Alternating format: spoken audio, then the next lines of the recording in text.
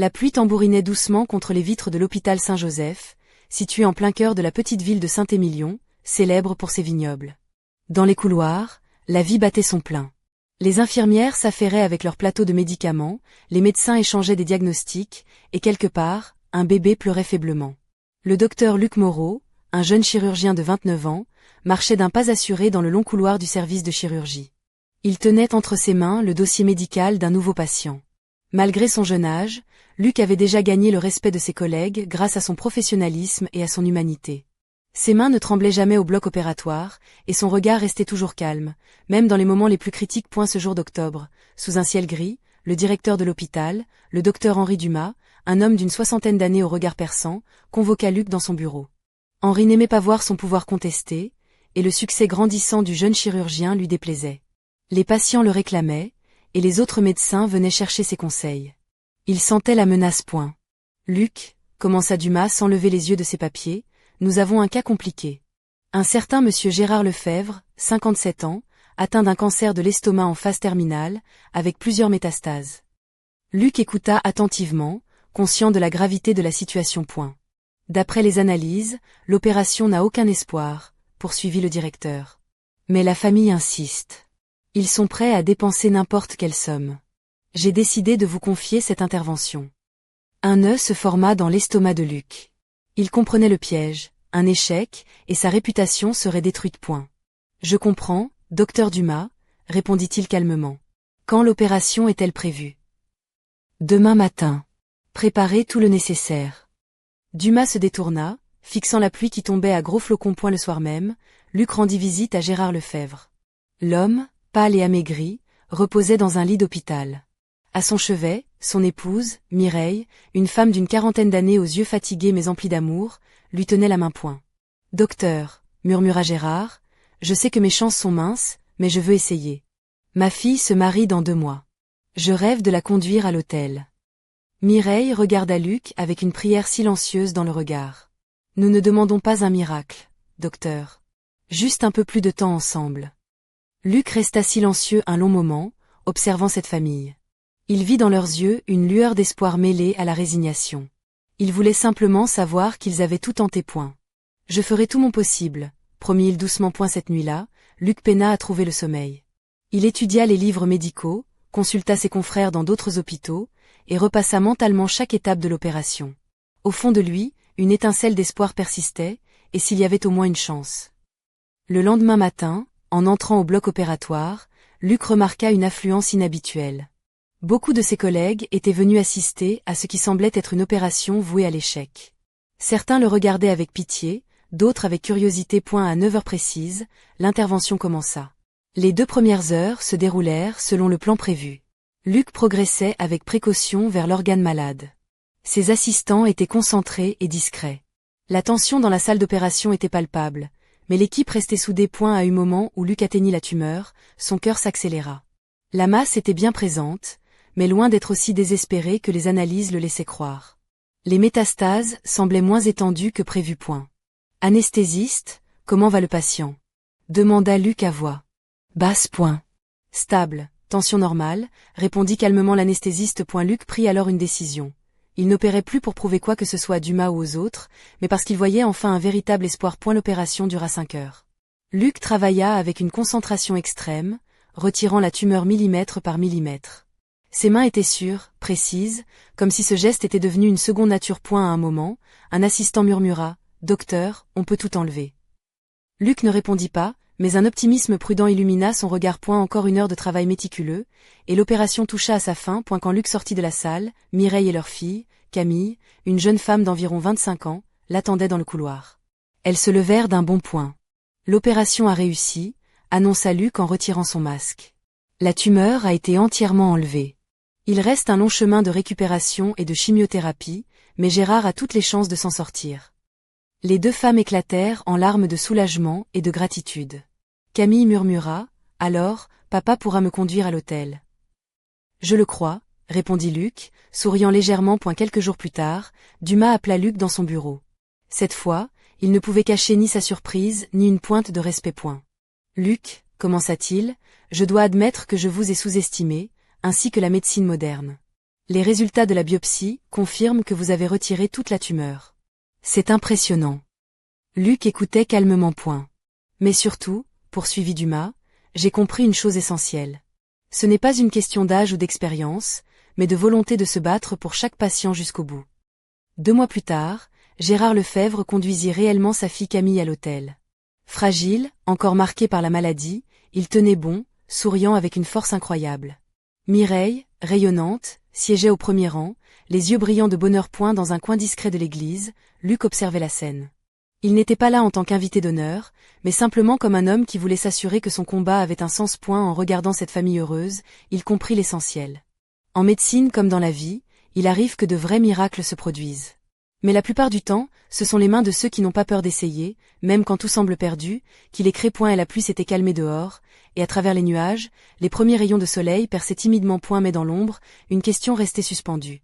Qu'avait vraiment découvert Luc au cœur de cette tumeur ? Une découverte qui pourrait changer bien plus que la vie d'un homme. Quelques jours après le mariage de Camille et Gérard, le docteur Luc Moreau retourna à son quotidien à l'hôpital Saint-Joseph. Pourtant, quelque chose avait changé en lui. Ce n'était plus seulement la satisfaction d'avoir sauvé une vie, mais une curiosité brûlante qui le poussait à creuser plus profondément ce qu'il avait vu durant l'opération. Dans son bureau, la lumière tamisée dessinait des ombres sur les murs tapissés de diplômes.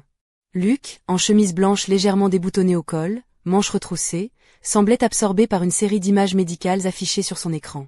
Ses yeux, d'un bleu intense, scrutaient chaque détail avec une concentration presque obsessionnelle.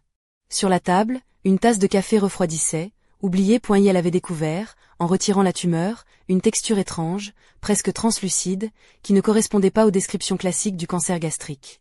Une anomalie qui défiait toute explication rationnelle. Mais lorsqu'il tenta de prélever un échantillon pour analyse complémentaire, celui-ci disparut mystérieusement, comme si la matière s'était évaporée sous ses doigts. Cette nuit-là, Luc ne put dormir. Il parcourut les couloirs silencieux de l'hôpital, le bruit sourd de ses pas résonnant comme un tambour dans le néant.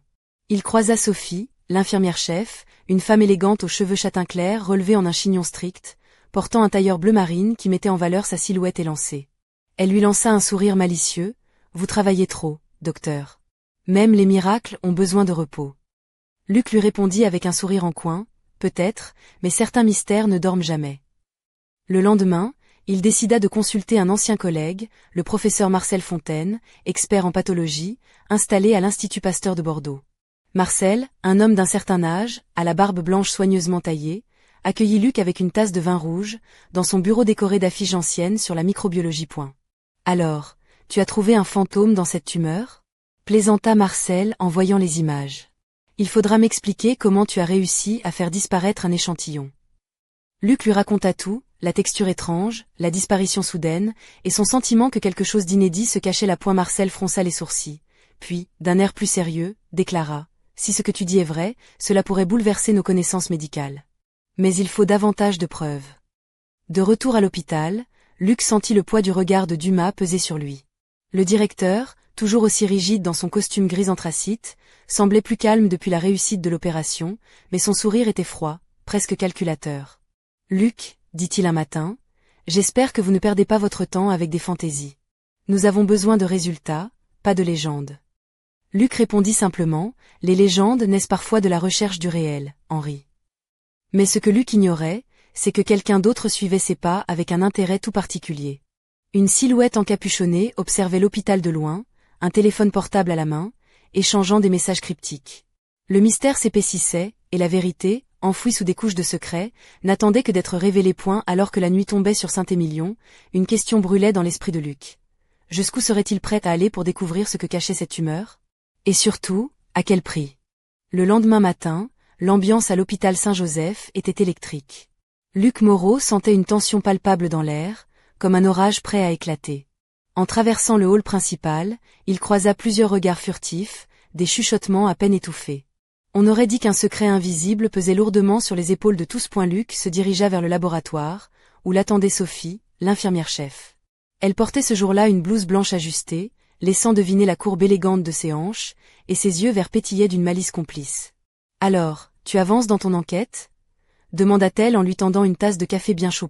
« Plus que jamais, » répondit-il, plongeant son regard dans le sien. « Mais je sens que je ne suis pas le seul à chercher la vérité. » Sophie fronça les sourcils, puis baissa la voix. « Tu sais que Dumas n'aime pas qu'on fouille trop loin.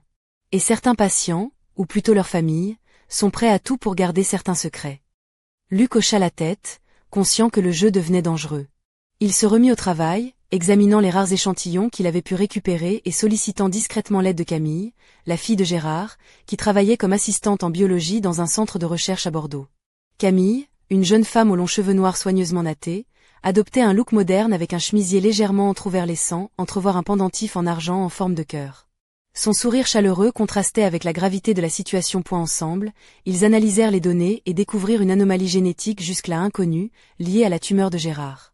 Cette mutation semblait conférer à la cellule cancéreuse une capacité de régénération impressionnante, presque surnaturelle. Alors qu'ils partageaient leur découverte dans un café discret de Saint-Émilion, un homme s'approcha d'eux. Il était grand, vêtu d'un trench coat sombre, et portait des lunettes noires même à l'intérieur. Sans un mot, il déposa une enveloppe épaisse sur la table avant de disparaître dans la foule. Curieux, Luc ouvrit l'enveloppe et découvrit à l'intérieur une série de photos et de documents confidentiels liés à des cas similaires, tous mystérieusement étouffés par le système médical. Parmi ces papiers, une photo attira particulièrement son attention. Un groupe de médecins, dont un homme ressemblant étrangement à Dumas, en train de discuter dans un laboratoire secret. Le cœur de Luc s'accéléra. Était-il face à un complot ? L'hôpital Saint-Joseph ne serait-il qu'un pion dans un jeu bien plus vaste et sinistre ? De retour à l'hôpital, il croisa Dumas dans le couloir. Le directeur, impassible, lui lança un regard chargé de sous-entendus. « Luc, dit-il doucement, certaines vérités sont plus dangereuses que le cancer lui-même. Faites attention à ne pas vous brûler les ailes. » Luc, serrant les poings, sentit une froide détermination l'envahir. Il savait désormais qu'il ne pourrait plus reculer. Le mystère s'épaississait, et il était prêt à plonger au cœur de l'ombre, même si cela signifiait tout perdre. À l'extérieur, le ciel s'assombrit soudain, et un éclair zébra l'horizon. Une tempête approchait, aussi violente que le combat qui attendait Luc. Cette nuit-là, sous la lumière blafarde du néon dans son modeste appartement bordelais, Luc Moreau feuilletait nerveusement les documents reçus. Son regard scrutait chaque ligne, chaque cliché, à la recherche d'un indice, d'un détail qui pourrait éclairer ce mystère. Son jean usé et son t-shirt simple trahissaient son épuisement, tandis qu'une légère sueur perlait sur son front. Malgré la fatigue, une lueur déterminée brillait dans ses yeux. Soudain, son téléphone vibra. Un message cryptique apparut, « Ne creusez pas trop, ou vous le regretterez. » Aucune signature, aucun indice sur l'expéditeur. Luc sourit amèrement. « Parfait » murmura-t-il, un avertissement à la française. Le lendemain, il retourna à l'hôpital, où l'attendait Camille. Elle avait enfilé une robe élégante couleur bordeaux, dont l'encolure délicate laissait entrevoir un collier fin en or. Ses talons claquaient doucement sur le carrelage, rythmant leurs pas tandis qu'il se dirigeait vers un laboratoire clandestin, caché dans les sous-sols de l'hôpital. L'endroit, sombre et humide, sentait la moisissure et l'adrénaline. Des instruments médicaux anciens côtoyaient des machines dernier cri, un mélange d'époque et de technologie. Ici, chuchota Camille, c'est là que tout commence, ou tout finit. Ils mirent les documents en commun, croisant les données avec les échantillons génétiques. Une vérité stupéfiante émergea, cette mutation rare n'était pas naturelle. Elle semblait avoir été créée artificiellement dans ces murs mêmes, un secret gardé jalousement par quelques-uns. Alors qu'il se penchait sur un microscope, la porte s'ouvrit brusquement. Dans l'embrasure apparut le docteur Dumas, son regard dur et froid. « Je vois que vous avez découvert mon petit laboratoire secret. » Son sourire était une menace déguisée. « Il est temps d'arrêter vos petites fouilles, Luc. » Le silence s'installa, pesant et glaçant. Camille sentit son cœur s'accélérer, mais Luc, imperturbable, répondit « Vous ne pouvez pas cacher la vérité indéfiniment. » Dumas s'avança, posant une main ferme sur l'épaule de Luc. Parfois, pour sauver des vies, il faut aussi savoir quelles vérités doivent rester enfouies. Un éclair de défi passa dans les yeux de Luc. Il savait que ce combat ne faisait que commencer. Alors que Dumas se retournait, une alarme retentit soudain dans tout l'hôpital. Des lumières rouges clignotaient, et une voix annonçait une évacuation immédiate. Dans le chaos qui suivit, Luc aperçut une silhouette disparaître dans l'obscurité des couloirs. Était-ce un allié ou un ennemi ? Le mystère s'épaississait, et la nuit promettait d'être longue. Au dehors, la pluie battait de plus belle, lavant la ville, mais pas les secrets qu'elle abritait. À peine l'alarme retentissait-elle que Luc sentit l'adrénaline envahir ses veines. Il attrapa Camille par le bras, son regard déterminé démentant la peur qui sourdait en lui. « Il faut qu'on découvre qui vient de s'échapper », murmura-t-il, la voix rauque. Dans les couloirs désertés de l'hôpital Saint-Joseph, les lumières d'urgence projetaient des ombres mouvantes, transformant les murs familiers en un labyrinthe inquiétant. Les bruits de pas résonnaient sur le carrelage froid, mêlés aux éclats lointains des voix paniquées. Camille, toujours élégante même dans cette tension, son chemisier blanc légèrement froissé et ses cheveux noirs en bataille, suivait Luc sans hésiter point soudain. Un éclat métallique attira leur attention dans une salle de stockage. Une porte entr'ouverte laissait entrevoir un homme penché sur des documents. Il se retourna brusquement, dévoilant un visage marqué par la fatigue et l'inquiétude. C'était le docteur Antoine Lefebvre, un ancien collègue de Luc, disparu depuis plusieurs mois sans laisser de traces point. « Antoine !» s'exclama Luc, surpris. « On te croyait parti pour de bon. » Antoine esquissa un sourire triste. « Je n'ai jamais vraiment quitté la lutte. Mais ici, tout est plus complexe qu'on ne le croit. Dumas cache bien des choses, et tu es en train de réveiller un nid de serpents. » Camille échangea un regard inquiet avec Luc. « Que se passe-t-il vraiment ici ?» Antoine prit une profonde inspiration. Ce laboratoire secret, ce n'est pas seulement une expérience médicale. C'est une manipulation génétique, une tentative de créer un traitement révolutionnaire, mais à quel prix ? Certains patients ont été utilisés comme cobayes sans leur consentement. Luc sentit un frisson parcourir son échine. Et la mutation qu'on a trouvée chez Gérard. Une anomalie issue de ces expérimentations, confirma Antoine. Elle pourrait sauver des vies, ou les détruire. C'est pour ça que Dumas veut tout contrôler. Soudain, des pas lourds résonnèrent dans le couloir. Une équipe de sécurité approchait. « Vite, par là !» s'exclama Antoine en les entraînant vers une sortie de secours. Ils déboulèrent dans la nuit pluvieuse de Saint-Émilion, où les réverbères tremblaient sous la tempête. Trempés mais libres, ils se réfugièrent dans un petit café encore ouvert, où l'odeur du café brûlant et des croissants frais contrastait avec l'atmosphère oppressante. Autour d'un verre fumant, les trois complices se regardèrent avec une complicité nouvelle. Luc, en essuyant la pluie de son visage, déclara « Ce secret pourrait changer la médecine, mais aussi détruire des vies. Il faut que la vérité éclate. » Mais à l'extérieur, dans l'ombre d'une ruelle, une silhouette masquée observait discrètement, un sourire énigmatique aux lèvres. Le jeu venait de prendre une tournure encore plus dangereuse. Dans le silence de la nuit, une question brûlait. Qui était cet observateur, et quel rôle allait-il jouer dans cette affaire ? Les jours suivants furent un tourbillon d'émotions et de découvertes pour Luc, Camille et Antoine. Dans le secret d'un modeste appartement bordelais aux murs tapissés de livres anciens, ils mirent au point un plan pour révéler la vérité cachée derrière les expérimentations du docteur Dumas. Luc, vêtu d'un pull en laine gris clair qui moule légèrement ses épaules larges, affichait une détermination sans faille, tandis que Camille, en jeans slim et chemise en soie ivoire, jonglait entre analyse des documents et appels discrets à ses contacts du centre de recherche. Antoine, le plus âgé du groupe, apportait son expérience et sa sagesse. Il faut agir vite, avant que Dumas ne verrouille tout définitivement. Son regard, bleu acier, trahissait à la fois la fatigue et l'urgence. Mais la tension monta d'un cran lorsque, un soir, alors qu'ils examinaient des dossiers dans la pénombre, ils découvrirent une liste de noms, des patients inconnus, disparus mystérieusement de l'hôpital Saint-Joseph. Parmi eux, des figures de la région, anonymes pour la plupart, mais dont les familles n'avaient jamais eu de réponse. Luc sentit un frisson glacé parcourir son échine. C'est pire que ce que je pensais. Camille, les yeux brillants d'émotion, murmura, ces personnes ont été sacrifiées pour ce progrès scientifique. Leur enquête attira bientôt l'attention. Une nuit, alors qu'ils travaillaient tard, un coup violent retentit à la porte. « Qui est là ?» cria Luc, le cœur battant. Personne ne répondit, mais un paquet glissa sous la porte. Camille s'en empara avec précaution. À l'intérieur, une photo floue montrait Luc, Camille et Antoine, suivis par une silhouette encapuchonnée dans un parking désert. Un message griffonné au dos, « Arrêtez ou vous disparaîtrez, comme eux. » Le ton était clair. La menace aussi. Pourtant, au lieu de les intimider, ce message raviva leur courage. « On ne peut pas reculer maintenant, » dit Luc d'une voix ferme, « la vérité doit sortir. » Mais à l'extérieur, dans les rues pavées de Saint-Émilion, sous la lueur vacillante d'un lampadaire, la silhouette masquée s'éloignait tranquillement, déjà prête à frapper à nouveau. Tandis que la pluie recommençait à tomber, teintant la ville d'une mélancolie étrange, une question demeurait. Jusqu'où était-il prêt à aller pour dévoiler un secret qui pourrait bouleverser toute la région, et peut-être bien au-delà ? Les semaines suivantes, l'enquête de Luc, Camille et Antoine prit une tournure inattendue. Alors qu'ils approfondissaient leurs recherches, ils découvrirent l'existence d'un réseau clandestin opérant dans l'ombre, mêlant médecins corrompus, industriels pharmaceutiques et hauts fonctionnaires. Ce réseau, baptisé « l'Ordre des Vignes », semblait tirer les ficelles des expérimentations interdites dans plusieurs hôpitaux de la région Nouvelle-Aquitaine. Un soir, dans un petit bistrot de Saint-Émilion, au parfum de vieux bois et de vin rouge, les trois complices se retrouvèrent autour d'un plateau de charcuterie et de fromage. Camille, toujours élégante dans sa robe noire aux épaules dénudées, jouait distraitement avec une boucle d'oreille, tandis qu'Antoine, en veston sombre, griffonnait des notes sur un carnet jauni-point. Ils protègent leurs intérêts à tout prix, murmura Antoine. Si on les dénonce, on risque gros. Luc, les yeux brillants, répondit, on ne peut pas laisser ce poison se répandre. La vie de centaines de patients est en jeu. Leur conversation fut interrompue par l'arrivée inattendue d'une femme mystérieuse.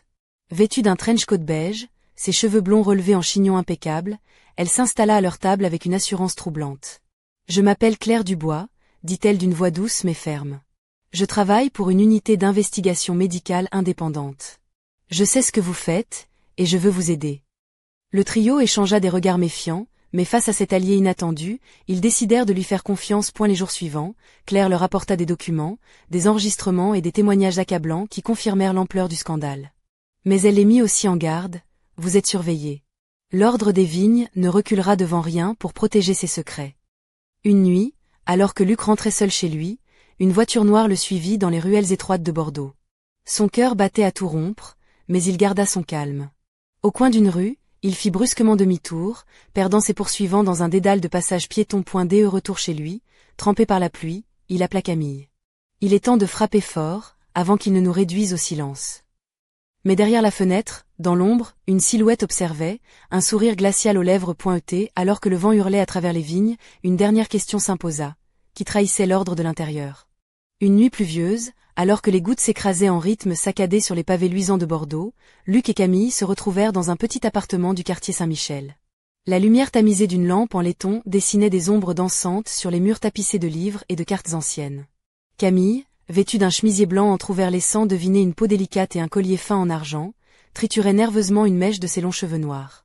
Luc, en pull sombre et jean délavé, feuilletait des dossiers éparpillés sur la table.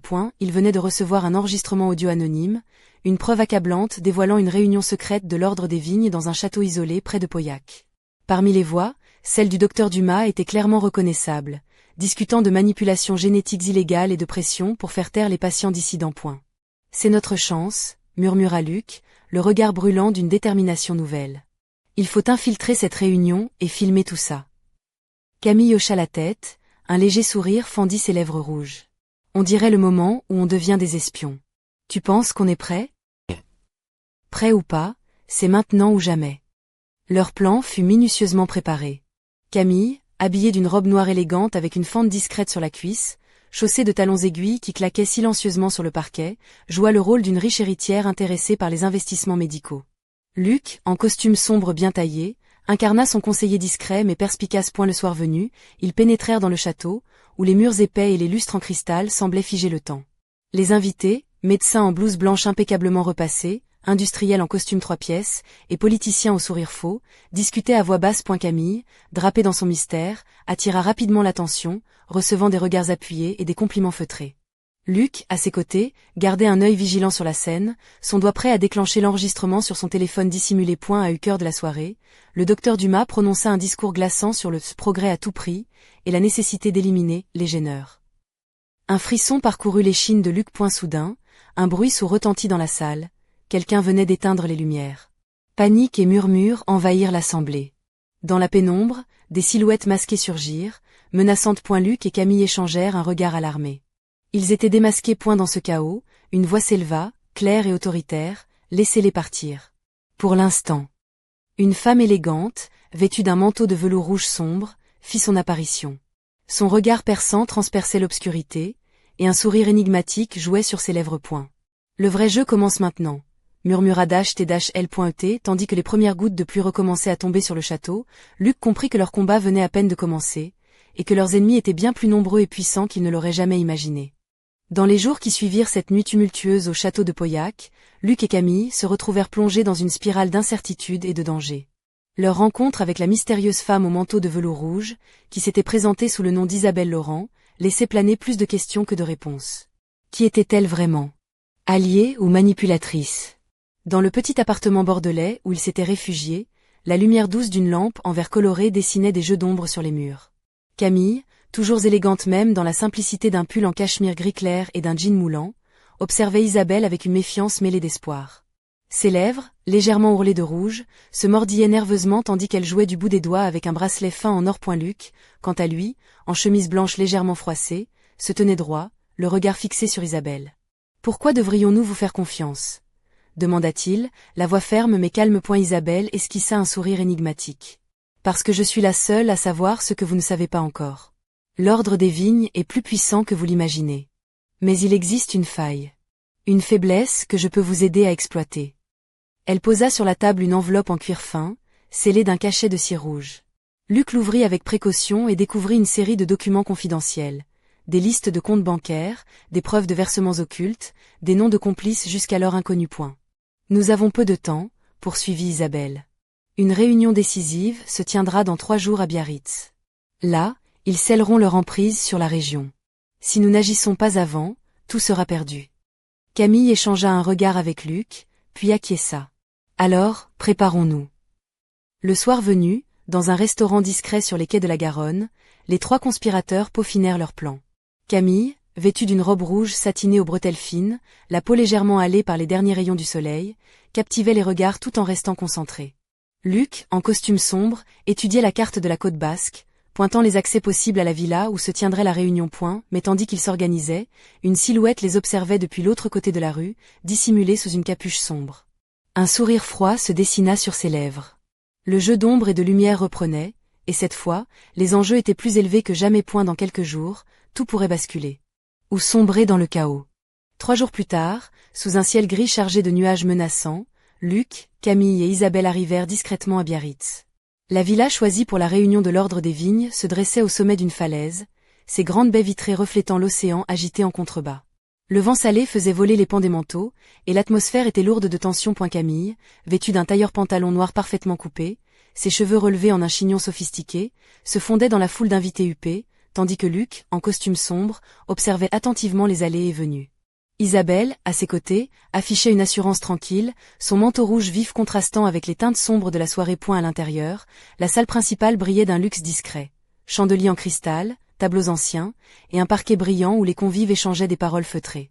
Le docteur Dumas était là, entouré de ses complices, son sourire froid et calculateur glissant sur son visage. Alors que la réunion débutait, Luc activa discrètement son enregistreur caché dans sa montre.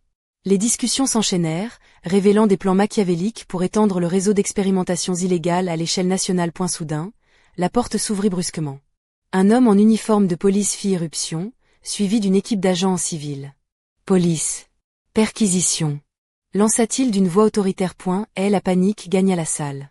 Certains invités tentèrent de fuir, tandis que d'autres restaient figés, pris au piège. Luc et Camille échangèrent un regard complice. Le coup de filet tant attendu était lancé. Isabelle, quant à elle, observait la scène avec un sourire énigmatique. Mais alors que les arrestations commençaient, une silhouette disparut dans l'ombre, échappant à la vigilance des forces de l'ordre. Un dernier regard lancé vers Luc, chargé de promesses et de menaces. Le combat n'était pas terminé. Tandis que la pluie battait encore sur les vitres de la villa, une question brûlait dans l'esprit de Luc. Qui était vraiment cette ombre insaisissable, et quelle était sa prochaine carte dans ce jeu dangereux ?